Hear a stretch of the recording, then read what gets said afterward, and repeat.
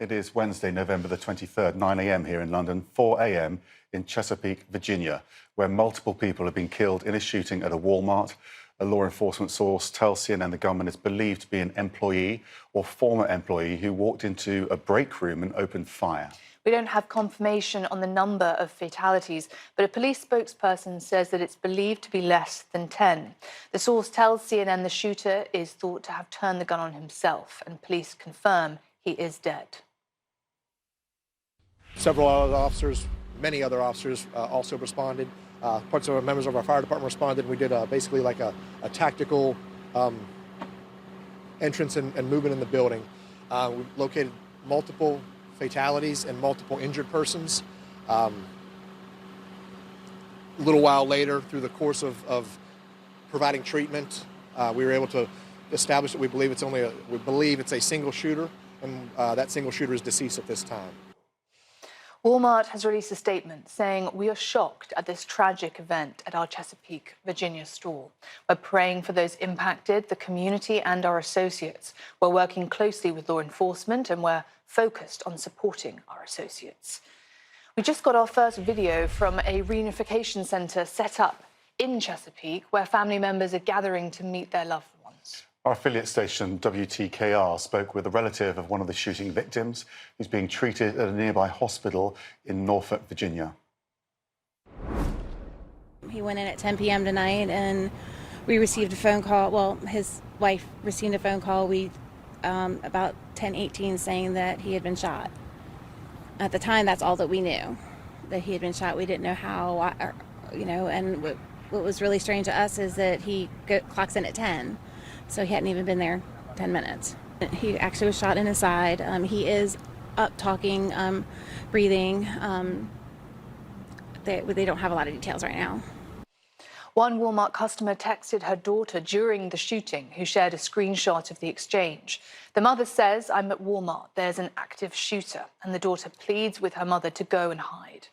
The mother says somebody's dead on the floor, but the police are here now. The daughter tells CNN she had just spoken with her mother about buying turkeys for Thanksgiving. She says her mother is still in shock, but they've been reunited. CNN spoke last hour with security correspondent Josh Campbell. We asked him what he's been able to glean from the details that we have so far.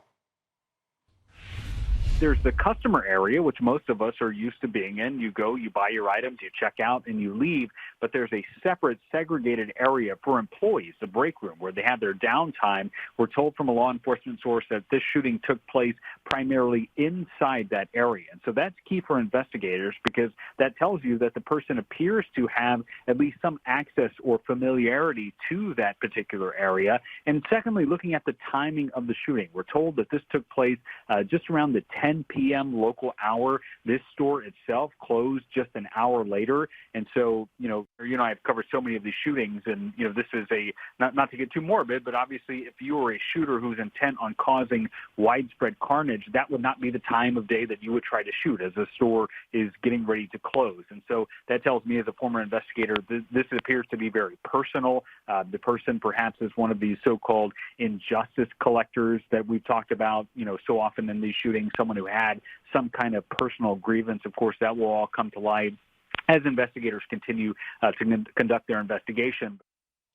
Reactions to the shooting are pouring in. Virginia Senator and former state governor Mark Warner tweeted he's, quote, "sickened by reports of yet another mass shooting." And Virginia State Senator L. Louise Lucas vowed she will not rest until a solution is found to end the gun violence epidemic in the US. She spoke with CNN, saying the issue has spiraled out of control. It's just absolutely horrible. And the thing that makes this so sad is that this gun violence is out of control, and unfortunately, we have the power to do something about it. It just is not the will or part of many of our legislative members to do it. All I can say to you is that if this is a sad night for us here in Virginia, it's a sad night in Chesapeake, and it's going to be a really, really sad time tomorrow morning when people wake up and hear this sad news. But we can do something about gun control. There's too much easy access to firearms, and we have got to do something to bring it under control. Many of us have been fighting in the legislature for decades to try to get gun control measures passed. But unfortunately, there's always pushback. But we've got to bring it under control. How many people will have to die before legislatures, not only in Virginia, but all across this nation, come to the reality that there's just too much access to firearms? We'll have much more on this story throughout this hour.